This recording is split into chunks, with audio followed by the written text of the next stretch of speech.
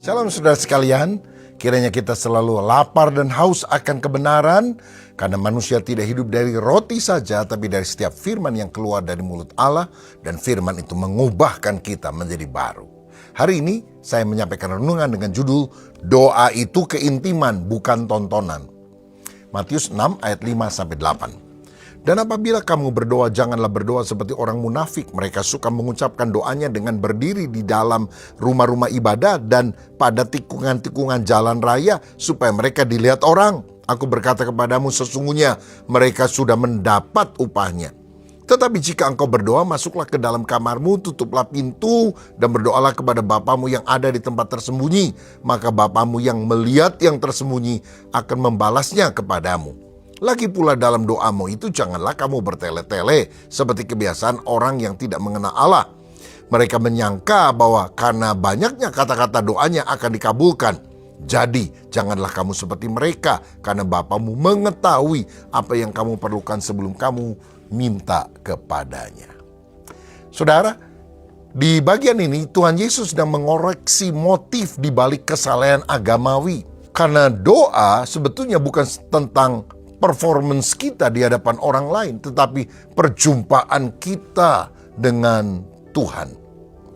Nah, ada beberapa hal yang kita bisa pelajari. Yang pertama, ketulusan dalam motivasi. Di ayat 5, Yesus menegur orang munafik yang suka berdoa di rumah-rumah ibadah di tikungan jalan raya agar dilihat orang. Kadang kita lihat di sosial media ya, ada orang sengaja doa di lorong pesawat terbang ketika sedang mengudara, sampai pramugari yang mau lewat mungkin bagi makanan dan sebagainya terganggu, dan kalau diingatkan marah dia. Atau ada yang berdoa persis di depan toko, jalan masuk toko orang, sehingga orang tidak bisa keluar masuk dengan bebas, dan kalau dikasih tahu marah mereka. Wah, orang-orang seperti ini adalah orang-orang yang tidak benar-benar saleh, tidak takut akan Tuhan. Mereka hanya merasa bahwa diri mereka paling agamawi dibandingkan dengan yang lain. Tuhan gak terima lah ibadah seperti itu. Alkitab bilang mereka sudah menerima upahnya. Apa upahnya? Pujian manusia. Kelihatannya hebat ya. Tapi kalau modenya sudah kebablas seperti itu, sudah over, bukannya dipuji orang sebel juga, saudara. Nah, kata munafik dalam bahasa Yunani, hypocrites, berasal dari istilah aktor dalam sebuah teater yang pakai topeng. Jadi kadang dia bisa pakai topeng orang baik, kadang bisa pakai topeng orang jahat. Nah, kita ini jangan jadi orang munafik seperti itu, manusia bertopeng, tapi apa adanya.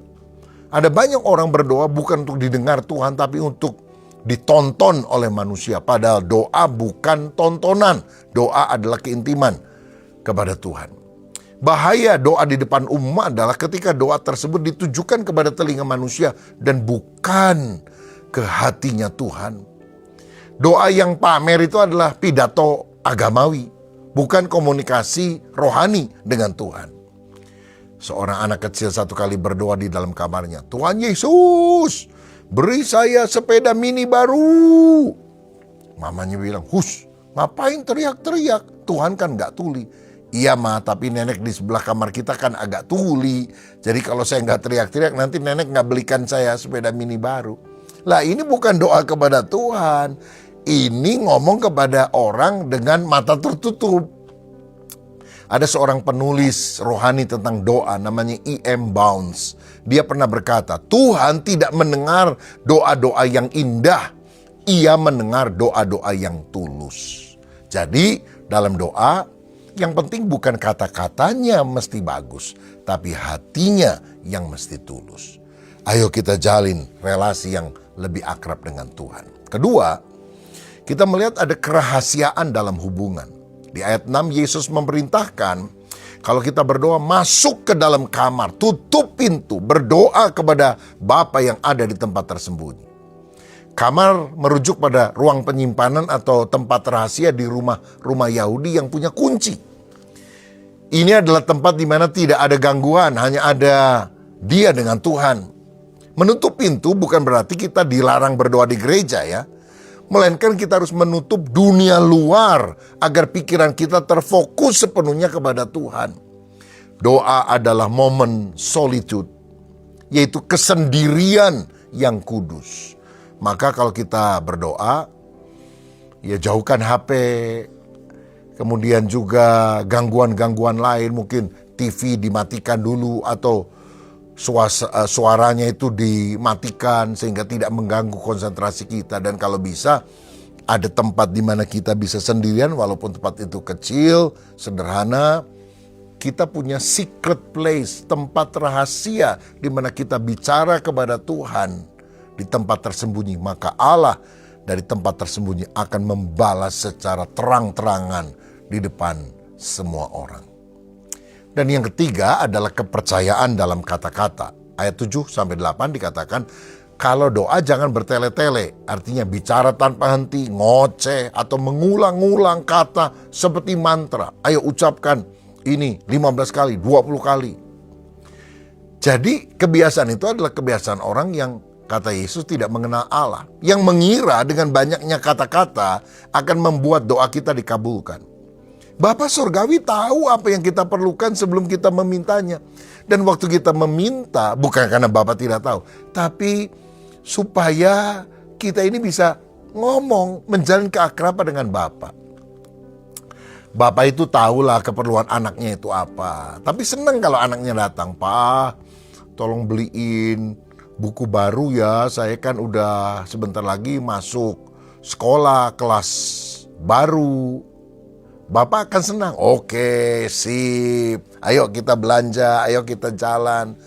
Bapak tahu, Bapak akan siapkan. Tetapi relasi, hubungan itu sesuatu yang sangat penting.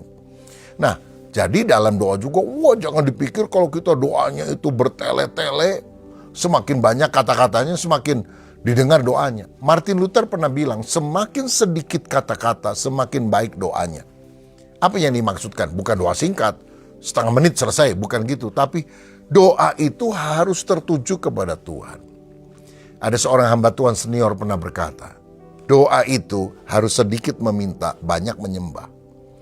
Jadi sedikit kata-kata untuk minta. Karena Bapa tahu apa yang kita perlukan. Tapi gunakan banyak waktu untuk menyembah. Tuhan Engkau baik, Tuhan Engkau ajaib, Tuhan Engkau luar biasa. Aku mengasihi Engkau, aku mencintai Engkau. Aku ingin sujud menyembah kepadamu. Aku ingin mentaati kebenaran firman-Mu. Doa sedikit meminta, banyak menyembah. Karena itu perbanyak penyembahan, pengagungan kepada Tuhan. Dan Yesus juga menegaskan bahwa doa bukan tentang memaksa Tuhan atau menginformasikan data-data kepada Tuhan. Dia akan lebih tahu dari kita, saudara. Doa juga bukan merayu Tuhan yang enggan memberi, melainkan datang kepada Bapa yang justru sangat rindu untuk memberi, yang sangat rindu berkomunikasi dengan kita. Saudara, kita berdoa bukan untuk mengubah pikiran Tuhan, tapi untuk menyelaraskan hati kita dengan kehendak-Nya. Doa tidak mengubah Tuhan, tapi mengubah diri kita, supaya kita berjalan sesuai dengan kehendak-Nya. Soren Kierkegaard, seorang teolog, pernah berkata, doa tidak mengubah Tuhan, tapi doa mengubah orang yang berdoa. Betapa tepat apa yang disampaikan. Sekarang bagaimana penerapan bagi pribadi kita? Ayo kita sediakan 5 menit, 10 menit di tempat sunyi setiap hari tanpa handphone untuk bicara jujur kepada Tuhan, menyembah dan memuji Tuhan, dan juga membaca firman-Nya. Dalam keluarga, kita perlu mengajarkan anak-anak kita bahwa doa bukan sekedar hafalan, melainkan seperti cerita kepada Bapa Sorgawi tentang hari itu, apa yang mereka alami.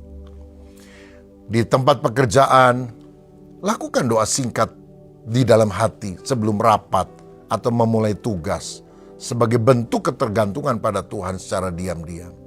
Tuhan, tolonglah supaya hari ini dalam pekerjaanku, aku bisa mengerjakan semua dengan baik, dan aku juga jadi berkat bagi orang lain. Singkat, tapi sungguh-sungguh tulus. Tuhan akan memberikan kemampuan itu.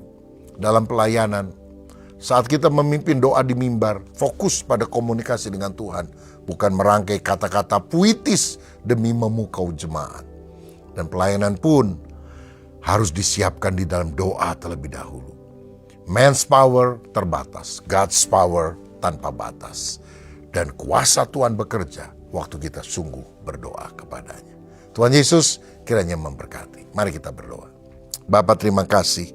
Kami tahu firman-Mu adalah tuntunan dalam hidup kami. Doa adalah keintiman dan bukan tontonan. Biar kami berdoa, melakukan ibadah bukan supaya dipuji orang lain, tapi supaya kami menyelaraskan hati dan hidup kami dengan Engkau. Bukan memaksa Engkau mengabulkan apa yang kita inginkan, tetapi biar hati kami juga selalu taat pada kehendak Bapa. Basuh kami dengan darah Yesus, urapi dengan Roh Kudus. Apapun tantangan yang dialami anak-Mu sepanjang hari ini, biarlah Tuhan berikan kemenangan bagi kami. Berkat-Mu atas kami, dalam nama Tuhan Yesus. Amin. Tuhan berkati.